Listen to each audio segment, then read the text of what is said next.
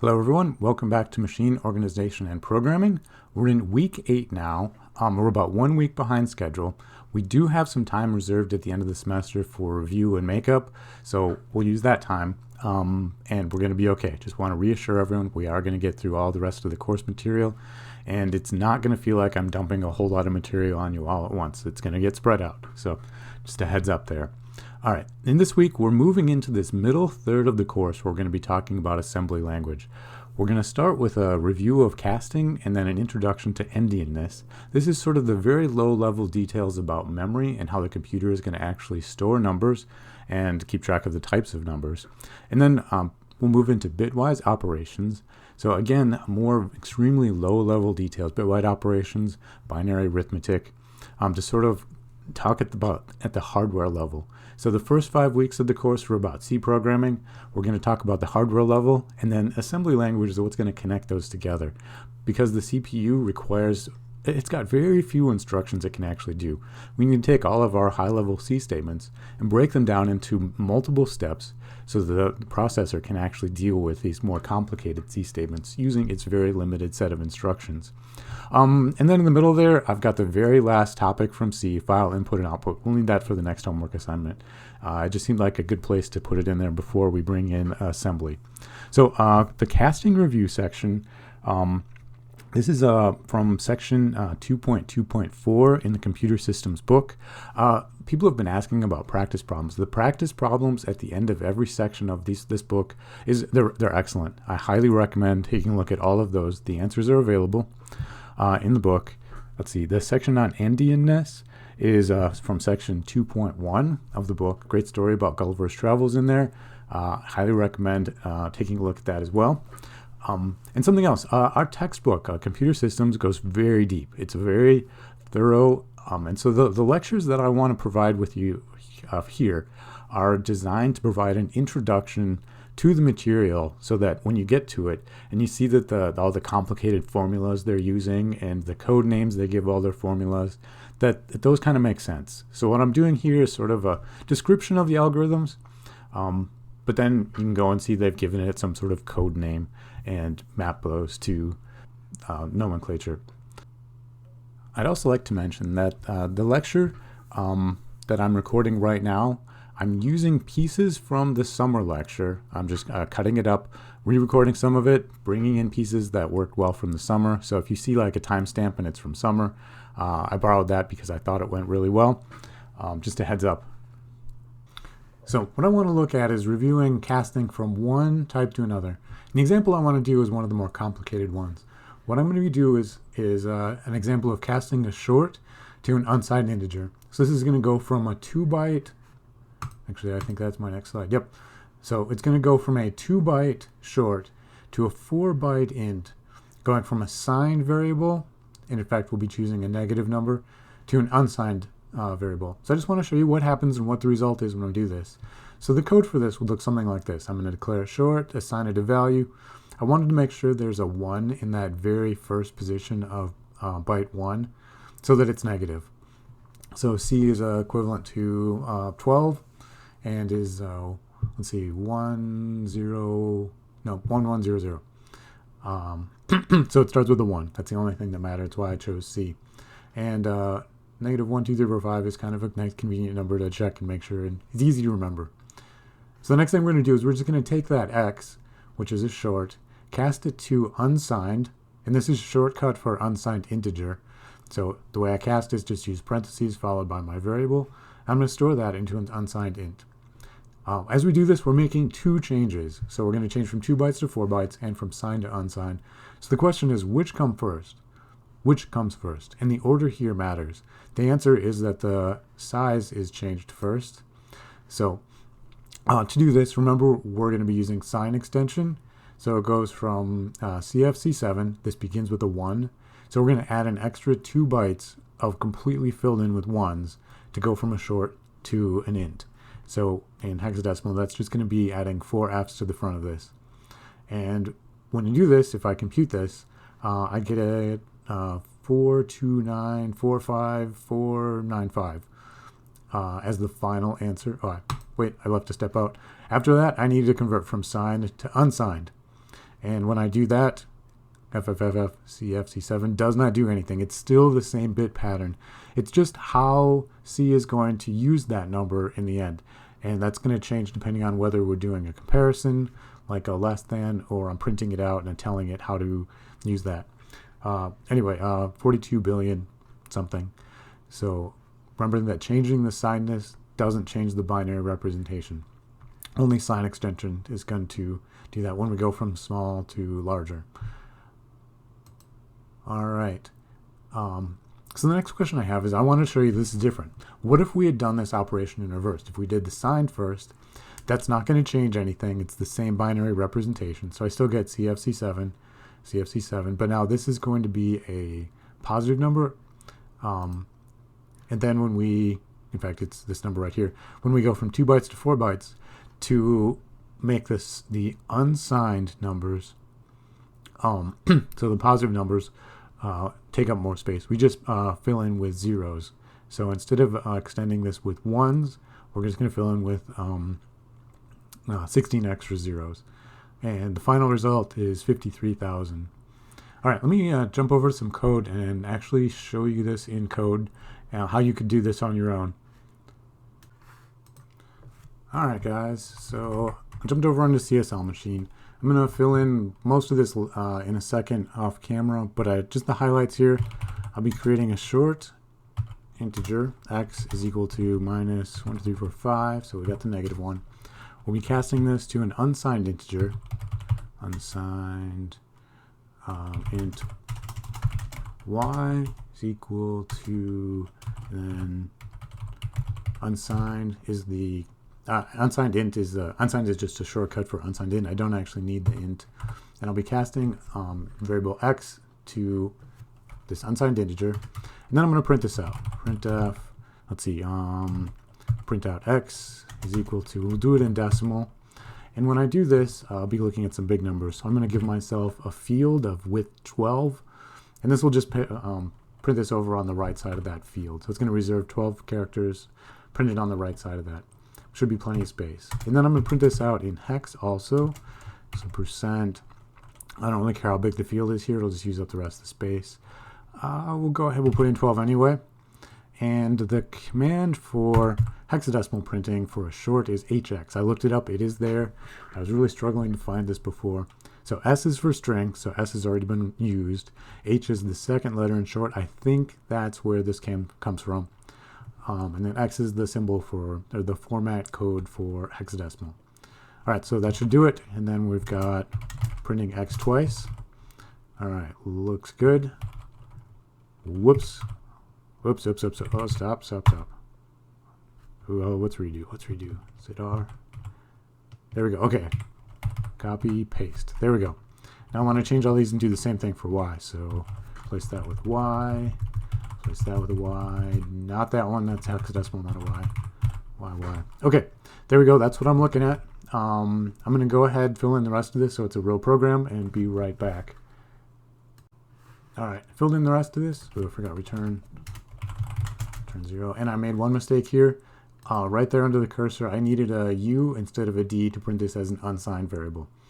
All right, let's save and quit this. And then we will compile this. So GCC, we'll call it casting, whatever I call it, casting review. Get rid of that. That's the file, M32, all the warnings. And then I need this -O. Okay, now when I run this, casting review, here's what I got. X is equal to minus 1, 2, 3, 4, 5, exactly like I thought. Check this out. Printing as hexadecimal with only 4 letters worked. CFC7. I'm getting lowercase. Oh, I need the capital X in my code. I'll show you in a second where that goes. When I cast this, I do get a very different number from this one. Enormous number, in fact. And yeah, it's just prepended this with all of the ones there. So, oops, forgot to mute the volume. Casting view.c. Right here, I need these guys to be capital X.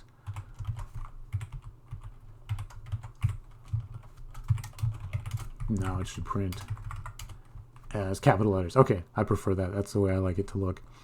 All right, next up, I want to go back and show you the other demo where we're doing these in the reverse order. One sec. All right, so yeah, I just added a little bit of extra code here. So right here, I'm declaring a short a equals minus 1, 2, 3, 4, 5, just like I had here. This is my equivalent of x. I'm going to be casting this unsigned short, or this short to an unsigned short, b, and then we'll be casting the b to an unsigned integer and storing that in c. All right, and then when we print these out, I'm printing out the original one in both decimal and in hex as a short. This one's also a short, b, but it's unsigned, so we'll be printing that out as unsigned. Then when we cast it to C, unsigned int, we'll be printing that out as unsigned and the full hexadecimal. But that won't matter, as you'll see in 1 second.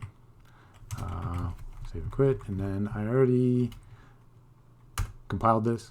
So when we print this out, we see that A is the same number, exactly as we got for X, exactly like I put in. When we cast this to an unsigned short first, though, it keeps the exact same bit pattern here. It doesn't prepend it with all of these ones, so no sign extension happens. It just decides how it's going to reinterpret the bits. It doesn't actually change any of them. Okay, and then the next thing we do is convert this from a 2-byte short to a 4-byte int, and that doesn't change this either. It's still the same bit pattern. It just adds a bunch of zeros here, which the printing function printf doesn't actually show. So it's been prepended with a bunch of zeros, and we get the exact same number. All right, so next up, I just want to talk a little bit about default casting when we do comparison. So if I have a comparison operator like the less than here, I need to have both sides, the left-hand side and the right-hand side, be of the same type in order to do this comparison. So this top one here, -1 is less than 0. That's obviously true, very easy. They're both integer literals because default value is for a number is integer. So that one will be true. Now, if I add this u here, that's going to say make this 0 an unsigned number. And so when I compare it to the -1 is less than an unsigned 0, this is a question. Which way do we do this conversion? It's automatically going to convert one of these numbers. And the answer is that it converts the -1 into an unsigned value. So it switches them to unsigned by default. And when I do that, this -1 becomes, as an integer, all ones. And this is going to be the maximum possible value of an unsigned integer when I do this cast. So it's going to be 1111111 is less than 0. That's obviously false when I do that. Let me demo this in code real quick. 1 sec. All right, so I put some of this into code below the line of slashes, which is a commented out row of slashes, which makes a great divider. I've created a new block. I'm using the brackets here for scope because as I was typing this, I just typed int b equals -1 less than 0. That'll take the result of this expression, and it returns a number, either 0 for false or 1 for true, and it'll store it in b. But I'd already used b up here, so that gave me a compiler error when I tested this. So rather than change the variables, I stuck this in curly braces, so now this b is a different b because it's in a different scope. That was just me being lazy. Sorry if that's confusing for anybody. Then I did the same thing, except I added the u here. So I'm storing the comparison between the -1 as an integer and 0 as an unsigned. And then I'm printing some stuff out. I just want to demo that this the -1, when it gets converted to the unsigned, printing that out as an unsigned and as the hexadecimal, and putting in -1u for both of those, is in fact a really ginormous number. And then I'm printing out b and c. So b is the result of this computation, c is the result of the unsigned version. Okay, so let's jump over here. We'll compile this, and then we'll run it, and I'll show you what we got. Okay, so this is the new stuff down here. -1u is in fact a really huge number, maximum possible integer, unsigned integer, and it's all f's. Sorry about that. I've still got my phone on because I'm expecting the results of my COVID test. They're going to call any second. All right. And then when I did this comparison for both as integers, -1 is in fact less than 0, so I get 1. And when I did the other version where I did -1 is less than 0 unsigned, this one came out false, even though it looks like it should have been true. So the moral of the story here is this is one of those little differences between that makes C special. And those are the kinds of things that are going to appear on the exam. Those little, I guess they are a tricky thing. I don't intend them to be trick questions, but it's just something that you guys should be careful of as you're writing your own code. If you're doing comparisons between signed and unsigned, anything, it's going to convert them to unsigned, and you may end up with results that are unanticipated. The compiler will never tell you that's a problem. It knows exactly what to do. It trusts you as an expert programmer. So just be careful. All right, one last topic, just a small thing before we get into the bitwise operations, the core of today's lecture. And that is, how do we store multi-byte numbers in memory? So in the past several lectures, I've just been saying we have a 4-byte integer. I'm listing this as 0x1000 as the memory address, and then I'd have the next memory address as 1004. And ignore what's going on in the fact that this is actually 4 bytes of memory. So if I consider a 4-byte integer, 87654321, I've got the big numbers here as in the positions of the most significant bit, so I can remember that which way they go. But I have more than one choice when I store these in memory. So let's see here. This 87 will be a byte. Oh man, I said bit. I meant byte the whole time. Byte 3. The 65 will be byte 2. The 43 will be byte 1. And then the 21 will be byte 0. So I can either put them in with the 87 first. So I can go with byte 3210 with the most significant byte first. Or I could do it in the reverse order. So if I do the most significant byte first, it's going to look like this: 87, 65, 43, 21. This makes a lot of sense to most people. This is kind of how I've been writing it in the past when I've done some of these multi-byte examples where at the very beginning of the semester. But I have another choice too. I could put the least significant byte first. So I can put the 21 first, and then 43, 65, 87. And these are known as Endianness because I'm looking at the end of the multi-byte integer. Which end do I list first? The name actually comes from Gulliver's Travels. I'll put the little story up in a second. You guys can pause and read it. So I've got two choices. The big end first, big endian, means I'm going to put the most significant byte first. So the 87 in this case. And then I'm just going to list the others. The little endian, I'm putting the least significant byte, B0 here first. So 21, then 43, 65, and 87. And believe it or not, this is still today a huge controversy in computer science. It's been going on since the beginning of computer memory where we had multi-byte numbers. Which way do we store these? And about half the machines in the world, I'm using half very loosely, are big endian machines. And about half the machines out there are little endian machines. So you really...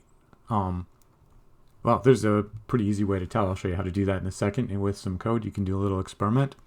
Let me throw up that story real quick before I dive into code. All right, guys, I got the story up here. This is taken directly from our textbook. It's from Gulliver's Travels. And I'm just going to go ahead and let you guys pause this. You can read it if you're interested. It is from our textbook. It was in the assigned reading. So if you've already read it, that's fabulous. But the original origin was about when you're opening up an egg, whether you are to break the small end of the egg, the little end, or the big end of the egg. All right, enjoy. All right, one more quick reason we might ever care about this before I jump into the code and show you how to figure out which machine you're working on. This is a really big deal because different computers use different systems for numbers. And so data transfer between computers, I'm going to send 1 byte at a time over the internet. So if I have a little endian computer that I'm starting and I'm uploading some information to computer 2, I need to know which way they've stored the bytes. So most of the internet infrastructure out there is big endian. So if I have a little endian machine, it needs to convert that to network transmission protocol, which is going to be big endian. And then because computer 2 here in my demo is already big endian, it doesn't need to do anything. It can just read the bytes in the correct order. We'll talk a little bit more about this in a future lecture, but one of the reasons we might care. All right, so I put together some code that's going to help us decide the Endianness of the CSL machines. So just real quick, let me walk you through this. I've got my number here that I've been using in my PowerPoint example, 876543321, storing that in num. Now, in 2 steps, the strategy I'm going to be looking at here is I'm going to take advantage of the fact that even though I've got a 4-byte integer, the character data type is only 1 byte. And so I can print out just 1 character at a time. And what I'm going to be doing is breaking this number into individual characters. So like 87 is going to be 1 byte.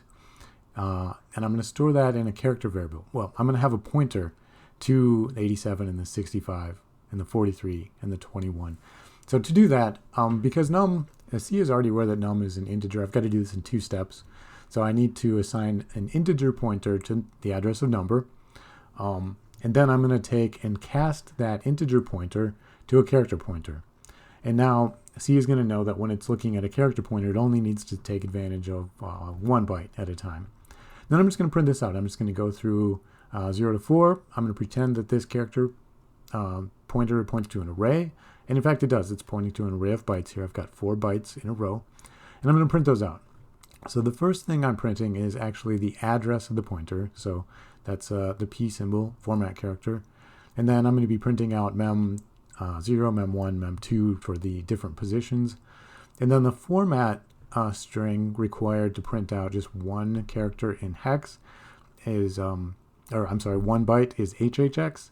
So I think what they did is they took the H from short and then just added an extra H. H might stand for half of that. I'm not really sure anymore. I couldn't find anything. But then I'm going to be just printing out the value, PCI, of whatever's stored in that. All right, so let's go run this code and see what we get. I already compiled it. I was testing a second ago. So when I run this, I see that I've got my memory addresses here. And they are, in fact, 1 memory location apart, C, D, E, F. It's not jumping from C to 0 and then to 4. It's jumping by 1 memory location. So I'm printing out sequential bytes. And then here's my memory array, 0, 1, 2, 3. And the values it's printing 21. So it looks like the least significant bit comes first at the lowest memory address. And then 43, 65, 87. So in fact, the CSL machines are little endian machines because the least significant byte, the 21 in this case, comes first.